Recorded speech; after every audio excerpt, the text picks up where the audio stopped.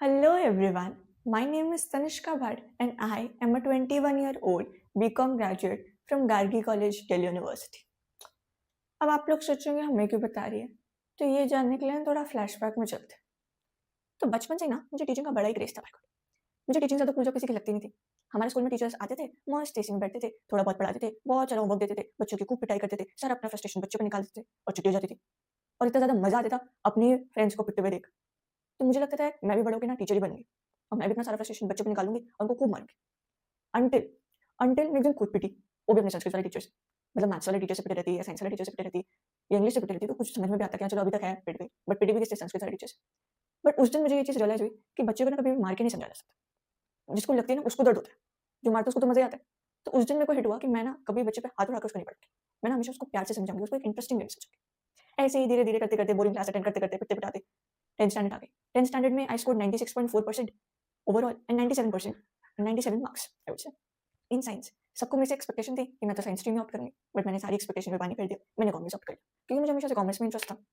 दीदी की भी कॉमर्स थी, तो उनसे भी थोड़ा बहुत इन्फ्लुएंस होके मेरे को कॉमर्स में इंटरेस्ट आया। और मुझे ये जानने में कोई इंटरेस्ट नहीं था कि वो केमिकल्स को मिक्स करके क्या होता है, सूरज की मेरे से कितनी दूरी है, मेरी सूरज से कितनी दूरी है, धरती की सूरज से कितनी दूरी है, ये सब मुझे बिल्कुल एक्साइट नहीं करती थी। तो जो चीज़ मेरे को एक्साइट करती थी वो कॉमर्स, वो चीज़ मैंने ऑप्ट कर ली। अब 11th स्टैंडर्ड आया, मुझे लगा कि यार ज़िंदगी के असली मज़े तो अब आए हैं, क्योंकि 11th स्टैंडर्ड वो भी कॉमर्स का एक डेडली कॉम्बिनेशन होता है। बट भगवान को ये चीज़ मंज़ूर नहीं थी। हमारे बैच में कोविड आ गया, सारे स्कूल्स बंद हो गए और सारी क्लासेस ऑनलाइन होने लग गई। लाइव क्लासेस में तो आज तक कुछ समझ में आया नहीं, ऑनलाइन क्लास में क्या ही समझ में आता था। और ट्यूशन जाने में हर स्कूल का अलग-अलग सिलेबस चलता था और टीचर अलग ही पढ़ाता था, तो बहुत मिसमैच होता था। तो ट्यूशन भी जाना एक सूटेबल ऑप्शन नहीं लगा। तो सेल्फ स्टडी सबसे बेस्ट ऑप्शन लगा, सेल्फ स्टडी करना शुरू करा। और तब मुझे रियलाइज़ हुआ कि कॉमर्स तो एक्चुअली बहुत इंटरेस्टिंग सब्जेक्ट है। इसको खामखा लोग बोरिंग बना देते हैं, स्पेशली हमारे टीचर्स एक्स-वाई-ज़ेड का एग्जाम्पल देके, बिल्कुल पढ़ने का मन नहीं करता था मुझसे। फिर जब सेल्फ स्टडी करी, बहुत सारे एग्जाम्पल्स हिट हुए, बहुत सारे एक रियल इंसिडेंट मुझे हिट हुआ कि हाँ भाई एक्चुअली ऐसा तो होता है। फिर 11th स्टैंडर्ड भी मज़े में निकल गया। फिर आया 12th स्टैंडर्ड। 12th स्टैंडर्ड को मज़े में नहीं निकालना था क्योंकि बोर्ड्स थे, पढ़ाई करनी थी।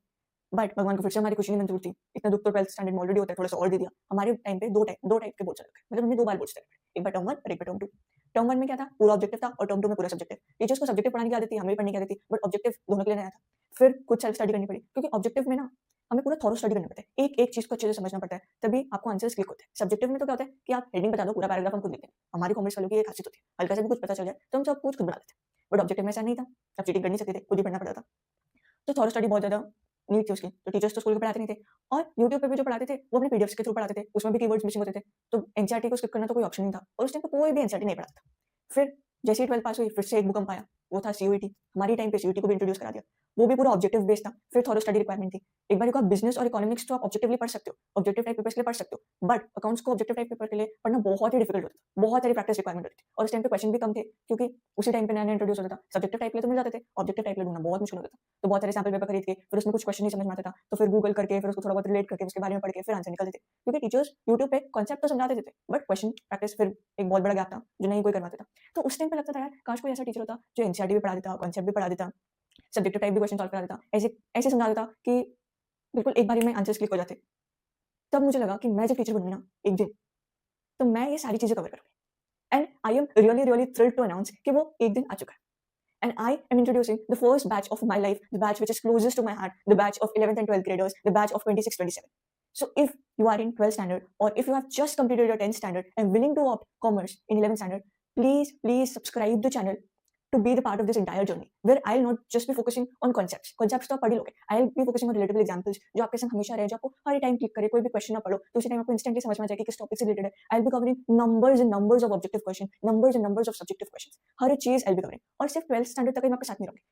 12th स्टैंडर्ड के बाद जब सीवेट आएगा ना तब भी I'll be guiding you कि कैसे एक स्ट्रैटेजी बनानी चाहिए ताकि आप अच्छा स्कोर कर पाओ, कैसे कॉलेजेस को सेट करना चाहिए ताकि आपको बहुत अच्छा कॉलेज मिल सके और कॉलेज में भी जब आपको कॉलेज में मिल जाए तब भी आपका साथ नहीं छोड़ेंगे. उसके बाद भी I will be guiding you कि कौन सी सोसाइटीज ज्वाइन करनी चाहिए, क्या इंटर्नशिप्स करनी चाहिए या नहीं करनी चाहिए और उसके बाद भी I will be telling you how to land a very good job. तो इफ यू आर मतलब रियली इंटरेस्टेड कि हाँ ये सब मुझे करना है, मुझे भी 12th में अच्छे नंबर चाहिए, मुझे भी सीवेट में अच्छा स्कोर चाहिए, मुझे भी अच्छा कॉलेज चाहिए, मुझे भी अपनी जो कॉलेज लाइफ है उसको बेस्ट तरीके से जीना है, उसको उस टाइम को पूरा यूटिलाइज करना है प्रोडक्टिवली. फन पार्ट भी होता है बट प्रोडक्टिवली यूटिलाइज करना भी बहुत इंपॉर्टेंट होता है. अगर आपको ये सब लगता है कि यू टू नीड इट तो you need to subscribe the channel and be in this journey. I am a little new. I'm a little nervous at this point कि जो चीज़ मैंने बचपन में सोची थी कि हाँ मैं टीचर बनूंगी, I am actually doing it. I am recording और मैं कुछ दिन बाद आई विल बी टीचिंग. वो सब चीज़ एक मतलब एक ड्रीम जैसा लगता है but it's actually the reality. I am little nervous as well but धीरे धीरे I overcome everything and I really really want कि आप लोग उस चीज़ को सपोर्ट करें एंड आप लोग इस चैनल को सब्सक्राइब करें एंड बहुत सारी अपडेट्स आएंगी, उसके लिए बने रहें।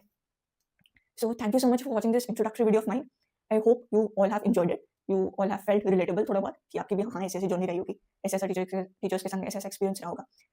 तो that's it for this video and just subscribe the channel for more updates because अब मैं हर थोड़े दिन में वीडियोस डालते रहूँगी जो आपके लिए बहुत बहुत हेल्पफुल होंगे और ये वीडियोस आपको बहुत रेयरली यूट्यूब पे मिलेंगे क्योंकि मैंने एक्चुअली ये चीज़ें फेस करी हैं अपने स्टूडेंट वाली जर्नी में।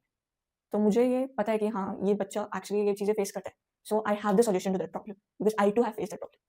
So that's it for the video. Thank you so much for watching and do not forget to subscribe to the channel. Bye bye. See you in the next video and I'll keep you updated.